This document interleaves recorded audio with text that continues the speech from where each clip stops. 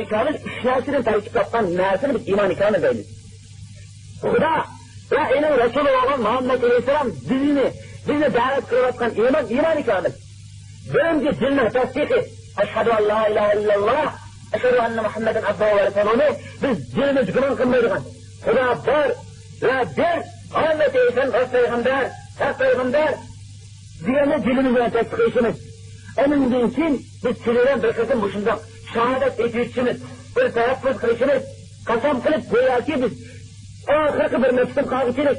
Nefes toktuğun kadar ben İslam dininin üstünlük yıkılışı, Kur'an-ı Kerim'in üstünlük yıkılışı, hakikatin üstünlük yıkılışın senin bilen, benim bilen, senin bilen ben bunun hizmet kılınan biz İslam dininden ibaret şehadet teşkilatı azalgan bulduk. Hazır hukum duyacağız savaşımızda. Onun için işkiyat olduğuna dinle tasdiki, yürütülünen ihraç işliyordu. Bu emeli hareketle ispatladık. Cevahir-ül azam. Biz ibadet kılıç arkadaş. Kur'an'a boysunuz arkadaş. Ya eyyühellezine amenu, eti'ullaha ve eti'u Resulü eûlü emri minkum.